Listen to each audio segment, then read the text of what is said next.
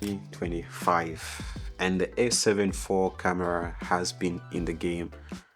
And yeah, but the question is the A7 IV still a camera that you would want to invest into? And I mean, 2025, there's so many cameras. Even Nikon is producing great cameras now. It's crazy. It's a crazy world right now. So in this video, I just want to let you know, guys, I am not a tech savvy. Like, I am a kind of person who's like, I get what I like and I make it work for me. And that's just how I operate. And so in this video, I just want to kind of, having my experience using the Sony A7 IV for since 2022. So for 3 years, are there certain things that I feel I regret having this camera, or is there things that I'm like, yeah, it's still worth it, that you can use in 2025? And to be honest, this video is not even scripted. I just had these ideas like, let's just complain, let's just share, and let's just be authentic. And so I have been using the Sony A7 IV for 3 years. Now, there are so many things that I didn't know about this camera when it came. And I'm like any other person, we all knew more about cameras or this camera when we came to YouTube and we saw all these people that were given the Sony or cameras to review because they're like brand, and there was just so much information. And by then I used to use a Canon camera. I had a Canon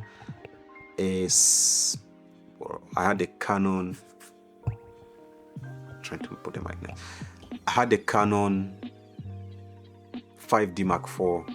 I love that camera. The image quality that camera produces, it's ahead of its time. And so I started, when camera moved to the EF lenses, the R series, I realized the lenses became expensive. And so I decided to jump ship and I joined Sony. I'm doing this because I only have one camera and I'm using it right now.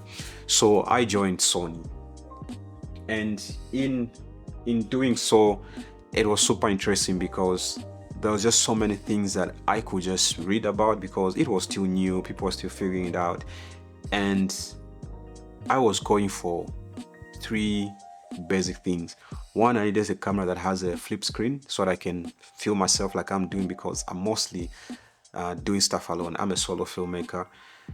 And the second thing, I wanted something that shoots in 4K, and I wanted something that has log, and the fourth thing maybe that has internal stabilization, because gimbals for me, I use them when I need to.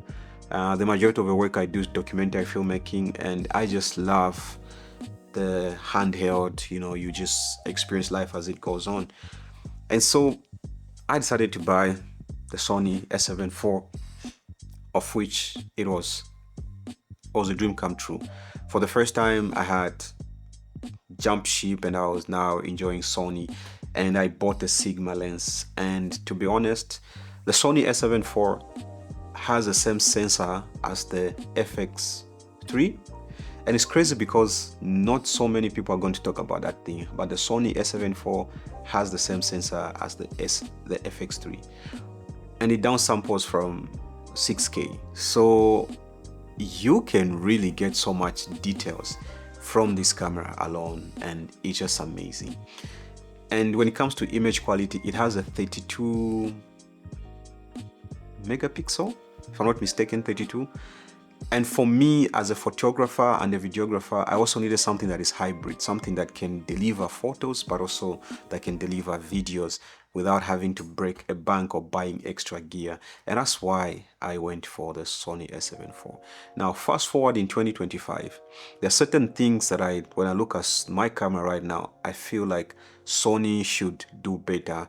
And one of them is the S&Q mode. Now, no one really talks about the fact that in order for you to film in higher resolution, like 120 frames per second, or use the S&Q mode, you need a fast card.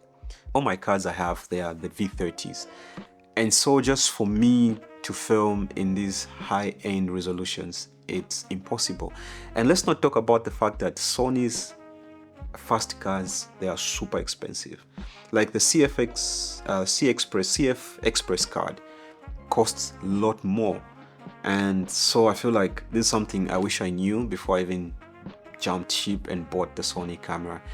And the second thing that I wish I knew before having the Sony camera is the fact that, well, when you shoot in log and then the data of these videos comes out, depending on the codec that you're using, the images are big.